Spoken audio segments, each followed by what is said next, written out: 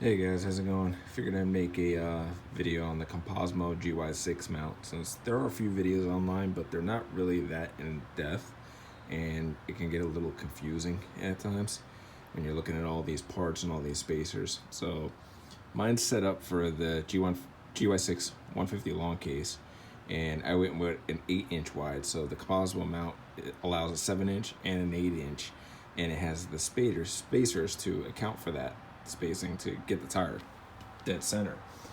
So as you can see, I got it dead center. So what you're gonna do is you're gonna mount this piece up here first. It doesn't really matter which way the actual C faces. I wanted it facing forward, so, but truthfully it's, personal preference. And then under the bottom here, you got this L bracket. Where is it? Right there. And you want it mounted, there's a long side and a short side. You want it mounted this way. And I'll lay back up a little bit so you can see. And I'll go up from underneath.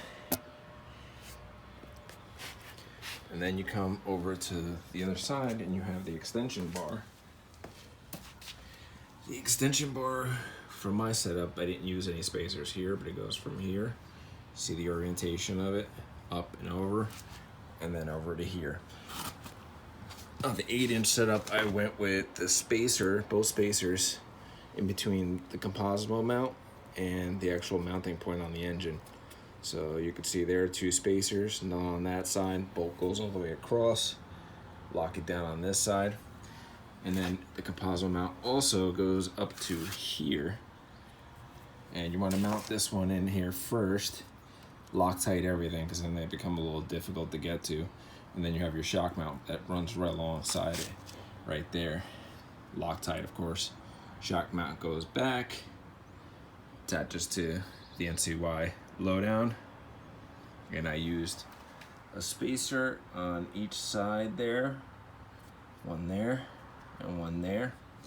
And then down towards the bottom of the shock, you'll run into an issue, which you're gonna have to grind away some of the flashing on the case. If you can see in there, where is it? Right in there. That's gotta be ground down so that the shock can sit because of the angle. So I went in there with a cutoff wheel on the die and ground away some of that material, plus a little bit of the bottom edge of the actual shock. The coilover setup has to be ground down as well.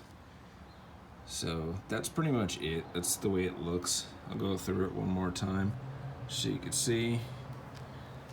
Of course, Loctite everything, red Loctite. These things do rattle loose. Let me zoom in right there. See the spacers.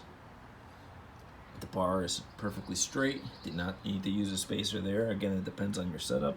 If you're going with a 7-inch or 8-inch. And as you can see, it's dead center. All right, thanks guys, take it easy.